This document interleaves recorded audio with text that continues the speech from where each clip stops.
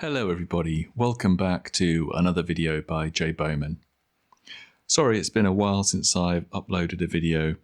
I went away on holiday for a couple of weeks, and before and afterwards I've been quite busy on other things including photography, and that hasn't left a lot of time for music or even for what I do more than music nowadays, which is just messing around on synths. So that's my excuse anyway. What I wanted to do is upload a quick video on the Mod-7 on the Kronos, because as and when I have had some spare time over the past couple of months, that's where I spent most of my time. And if I was going to be clickbaiting, actually before I go into this, let me turn on the Kronos so you can see how long it takes to boot up from start, because I know a few people have made comments about that and asked questions. So if I turn it on, you hear the click, and then you can see how long it takes to actually boot up. And while it's doing that, I will rabbit on about what I'm going to be talking about in this video. So just turned it on. So yeah, if I was going to be clickbaity, I would call this video something like, have I made a terrible mistake in buying the Kronos? Or Mod-7 sounds awful, or something like that. I don't think I'm going to call it something like that. I'm probably going to call it something boring, like comparing the Korg Kronos to the DAFM Genesis YM2612, because that's probably a more factual description of what this video is going to be about. As I say, I've been playing with Mod-7 quite a lot over the past couple of months, and my preliminary conclusion, I have to stress this is preliminary because I'm not a master of Mod-7 by any means. You'll see that the Kronos is now finished booting up. So my preliminary conclusion is, considered purely as an FM synthesizer, I don't think Mod-7 sounds as good as other FM synths I've got in my collection. I'm not saying it sounds bad. I think it sounds better, for example, than OPX4 in the MPC Live. But when I compare it to my other FM synths, like the Essence FM, and in particular the synth I'm going to be comparing it to today, which is this Kasser Synths DAFM YM2612, I think considered purely as an FM synthesizer, Mod-7 it just doesn't sound as good. Now, that is not to say that it is not a good synthesizer, because Mod-7 is more than just an FM synth, as people who are more familiar with it would be able to go into more detail. But it's quite a versatile synthesizer. As well as FM, it's got a sample input, it's got an audio input, it's got a dedicated noise source. There's a lot you can do with it without even getting into FM. So just restricting it to FM is limiting it and probably mischaracterizing it. But that's what I'm doing. And in my comparison, because what I'm going to be looking at today is focusing on the sound character of Mod-7 compared to my DAFM Genesis YM2612. So just to explain what this is, which you can hopefully see here on this side of the screen. So this is a synth made by quite a small manufacturer, which uses the original Yamaha YM2612 chip from the original Sega Mega Drive, as I knew it, or Sega Genesis in some other regions. And that is a lovely Yamaha FM chip synth, which has a really distinctive sound, and it's quite nostalgic for people who grew up in my era with the Mega Drive. And in my view, Mod-7 can't quite compete with the raw character and sound quality of this chip, which is what I'm going to go into in this video. I would say I want to do another video comparing Mod-7 to the Essence FM, because in my view there's two main categories of FM. You've got the old school chip synth flavor like the DAFM I've got here, like my Twisted Electrons Mega FM, which uses another Yamaha chip synth. I used to have the FB01, which used yet another different FM synth, chip synth from Yamaha. And then I've also got the OPL Studio here, which uses the OPL3 chip from Yamaha. So all these old Yamaha chips, they have a sound which, despite what some people have told me, I haven't quite been able to replicate using modern synths, although I will say that the Mod-7 has some features in it which actually make it quite good at doing that, better than some of my other synths. So there's two flavors. There's that old Yamaha chip synth sound, and there's also the kind of modern, clean flavor of FM, as exemplified in my case by the Kodamo Essence FM, which is a really amazing sounding FM powerhouse. And I'm planning to do another video, as I say, comparing the Mod-7 to the Essence FM. It's a bit painful because I think it'll require two cameras, and that's the reason why I haven't done that yet. But that's probably the next video I'm going to aim to do after this one. So in order to do this comparison, I just need to do some setup. I should say, by the way, I haven't really done much preparation for this video. I haven't done a script or anything. This is just me rambling on and comparing these synths, doing the best I can. And as I say, these are preliminary conclusions, so bear with me, don't take this as definitive. So the DAFM is being powered by USB power from the Kronos. It's being controlled by MIDI in from the Kronos. The audio out from the DAFM is going into the audio inputs of the Kronos, and then the Kronos is going out into my mixer. So I'm going to go to sequencer mode. I'm just going to set it up. So I'm going to set up the audio ins just to activate those. And as I do that, you probably will be able to detect the kind of background noise that comes from the DAFM. I don't know whether it's specifically the FM chip there or some other bit of it, but there you'll have heard, as I've activated that, you can hear that background noise. It's not terrible, but it's just a factor that you need to bear in mind with these old chips. So I'm just going to turn off essentially the voice on the Kronos, so we're just going to hear the DAFM.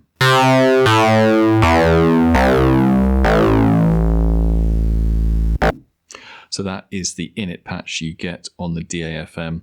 I'm not going to go into a huge amount of detail about the user interface or anything on the DAFM. Suffice to explain, it's a 4-operator FM synthesizer. I think it's got 6 voices. And the interface that Kasser Synths have built to use this chip is quite good in my view. It's restricted to using these 2 knobs, but it's got 2 knobs and 4 screens, which is quite innovative, and it's actually quite a nice interface for the most part. But this is not a review of the DAFM. This is a kind of comparison between the sound of the DAFM and the Kronos. So obviously that init patch has quite a lot of bite and snarl to it. What I actually want to compare in terms of sound is a slightly different sound. So I'm going to actually change the algorithm from that init patch to algorithm 4. So now I should just explain, we've got two operator stacks. If I go through just to explain what's going on, we've got velocity on the carriers for each stack. We've got some feedback on operator 1. Operator 1 is the only operator on that synth which has feedback. And if I go to the next menu, you can see that all of the operators are playing at a ratio of 0.5. So they're all kind of equivalent to each other. And looking at the next menu screen, you can see the envelopes. We've got a kind of what people call an organ envelope for operator 4, which is one of the carriers. as in there's a sustain envelope with no attack and no release.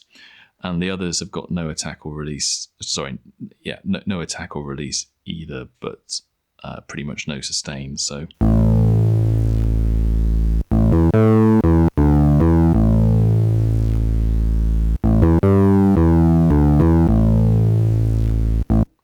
hopefully you can hear. I mean, I think that kind of sound has a lot of character to it. If I just go on to the next menu, it looks like the LFO is turned on, so I'm just going to turn that off. And then the next menu screen, I'll just show you, even though it's not relevant. There's a special envelope generator that you can use, which is a characteristic of the Mega Drive or this chip, but that's not being used for any of these operators. So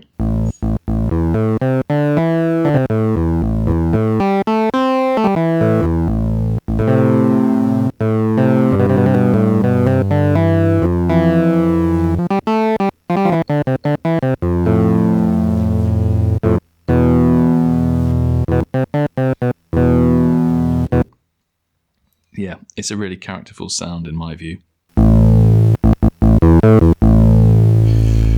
So I spent a bit of time, as I say, in Mod-7 trying to come up with a patch that's somewhat like it, and this is the patch that I come up with.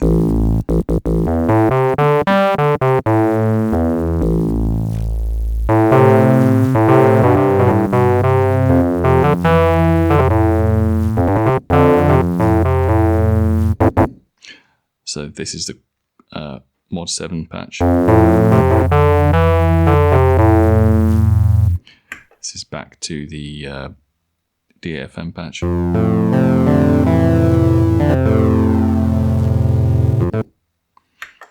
So let's look at the Mod-7 patch. I mean, first of all, I don't know which sound people prefer. To me, I think the DAFM sound just has more soul and character to it. The Mod-7 isn't terrible, but I don't think it has that kind of weirdly organic quality of these Yamaha chipsynths. You just can't quite get it. So here's the main patching screen for Mod-7. So you can see we've got the same setup. You know, this is the same algorithm essentially expressed in different ways.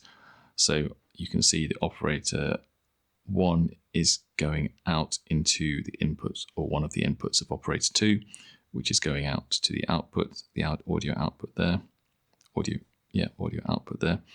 And then, so that's one 2 operator stack. Then you've got another 2 operator stack, which is the output of operator 3 going into the input of operator 4, which is going to another output. So that is the same essentially as that. They're just different graphical representations. And you know, it's quite cool having the 4 screens on the DAFM. It has some advantages over even, you know, a synth like the Kronos, which has got a big touch screen. For some things, I actually prefer this tiny screen here because, for example, if I want to see the envelopes, I can see all 4 envelopes at a glance on the DAFM, whereas on the Mod-7, you know, I have to page between the different envelope generators to see what's going on. So yeah, I've tried to replicate the DAFM sound on the Mod-7.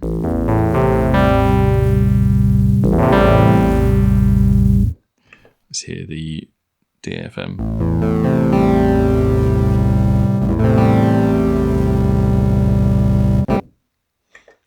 It's not that close, as you can tell, but there are some characteristics of the Mod-7, as I say, which actually make it better than a lot of synths for replicating this kind of Yamaha chips sound.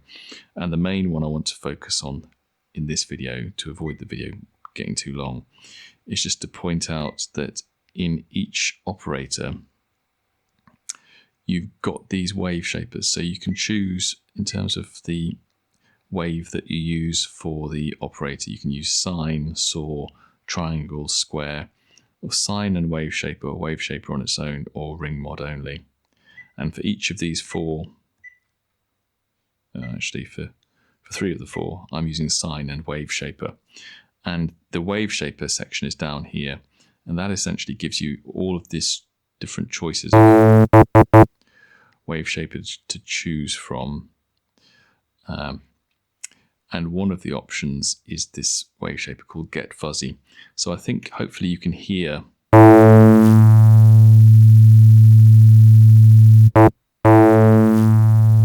that kind of cross between noise and distortion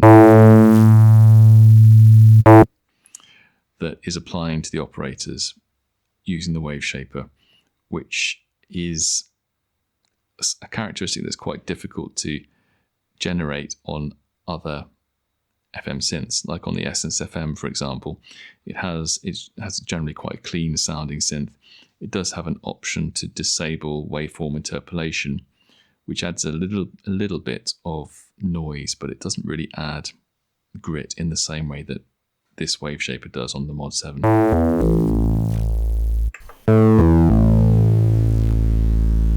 It's not identical, but I think it gets closer than other FM synths that I've got to that old chiptune sound.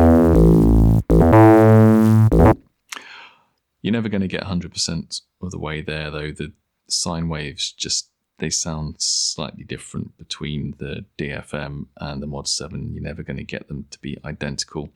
The envelopes are different. There's just a whole load of minor differences which add up to making it quite difficult to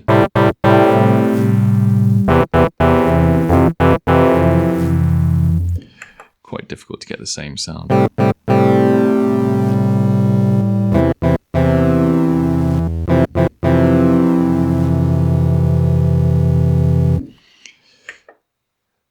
So one thing that's that patch. Let me not spend too long on it because I can tell it's not that close to the DAFM sound.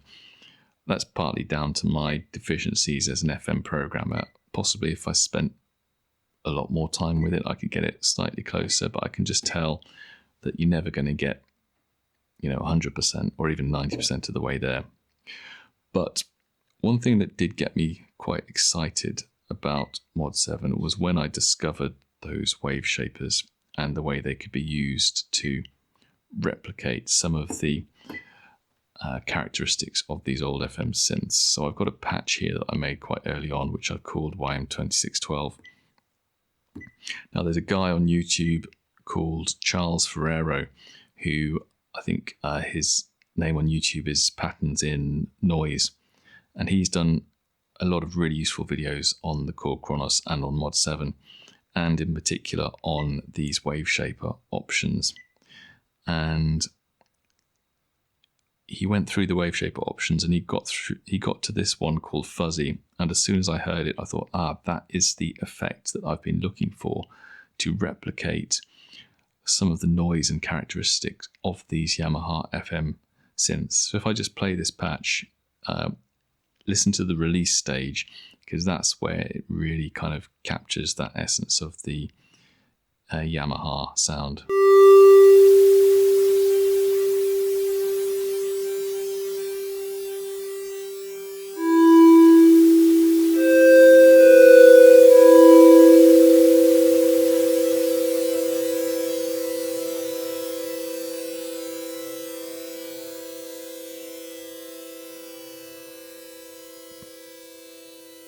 So hopefully you can hear there as the release stage fades out, you get a change in the character of the noise and the grit. And that is characteristic of these old chips. I've done a lot of videos with the Mega FM, which uses a slightly later variant of this chip. And that is...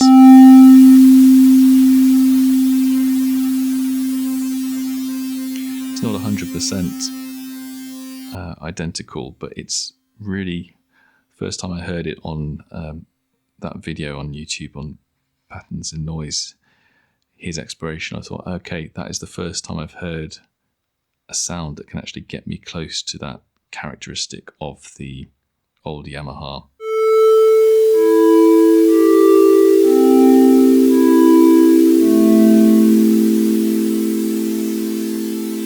Of those old Yamaha chip synths, and I've exaggerated it for the purposes of that patch. Now when I compare the Mod-7, whichever patch I compare, it just doesn't, to me, have the kind of raw, organic sound of these Yamaha chips. But you can do stuff, it's a lot more powerful. Mod-7 is a lot more powerful than pretty much any other FM synth I've got. Even more powerful than the Essence FM. Let's just give a few examples. So each operator on the Mod-7 can have feedback. So you're not limited to one or two operators with feedback.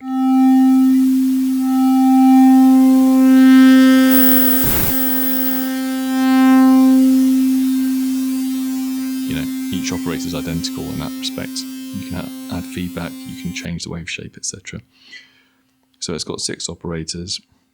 It's also got a sample PCM operator, which you can feed into the input of other operators to use as a modulator, or you can feed it directly to the outputs as well. And before I started messing with that, I didn't really understand how powerful using samples as modulators for FM would be. But let me just go to an init patch quickly. And so there we've just got single sine wave, which is normaled to audio output 1. So there's no FM going on so far. Let's just attach the sample PCM operator to operator 1.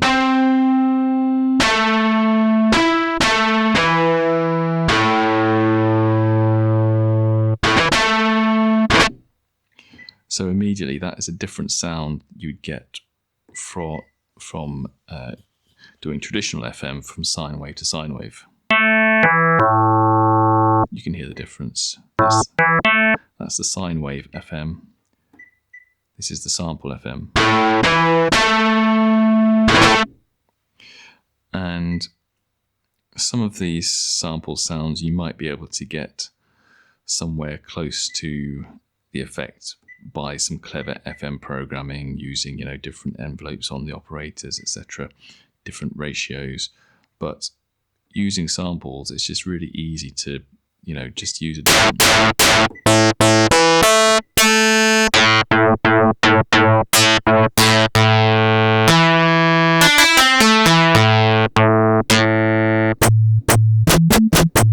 Just switch through different samples and get different effects immediately. And that in itself is something that pushes the Mod-7 far beyond any other FM synth I've got. Let me just show an example from one patch I made. As you can see from the patching screen here, it's actually quite involved. I'm using filters, I'm using the PCM, the sample operator, both directly to the outputs, but also for FM purposes. It's being used as a modulator in operator 5 there.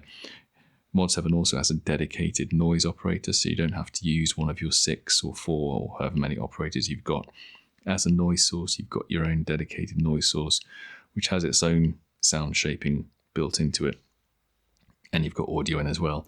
So let me just quickly play this patch, and hopefully that will give you a demonstration of the sort of things that Mod-7 can do that traditional FM synths can't do.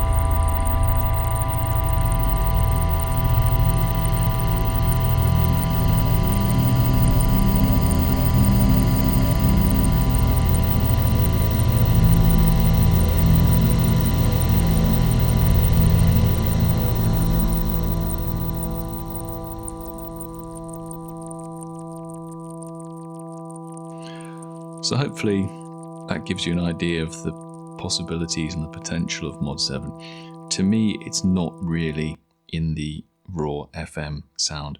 I can spend hours playing with the DAFM or with the Essence FM, just with raw FM sounds, and they're really engaging, and there's something about the envelope, something about the modulation that I find really appealing. I find with Mod-7 that the FM sounds are not grabbing me in the same way, but where I do think there is a lot of potential and where it sounds great to me is in mixing samples with FM to come up with something that's kind of beyond what the traditional FM synths can do. So that's my preliminary conclusion. Hopefully you found this somewhat interesting if you are a potential purchaser looking at the Kronos, looking at Mod-7, or looking at Nautilus as well. I think the same engine is in the Nautilus as well. My view is that if you are a real FM connoisseur and you really want to get into FM, I don't think the sound per se of Mod-7 is the best. I think there are better sounding FM synths out there, but I think it has a lot of scope that you won't get from other FM synths. And I'll just finish by saying I think the sound of FM is very personal, very distinctive, just like any synth, but there are FM synths that I really don't like the sound of, which other people seem to enjoy, like the Korg Op6, for example. I've only got the kind of Op6 native version of that, but I don't get on with the sound of that. I don't get on with the sound of OPX4, just to give two examples. So it's quite a personal thing, but for me, Mod-7, it's not quite doing it for me as a pure FM synth, but it has a lot of potential in other aspects. So hopefully this has been useful. Let me know in the comments if you agree, if you disagree. You've got Mod-7 yourself, if you're interested in FM programming or interested in the Mod-7. If you're interested in the DFM as well, which is a great little synth in some ways. I mean, the sound of it is amazing. There's some aspects of it I don't like as much, but I've gone into that already on other videos, so I won't make this video any longer. If you've made it this far in the video, thank you very much for watching. I hope you've enjoyed it. Please do give me a like and a subscribe, and hopefully I'll catch you on the next video. Goodbye.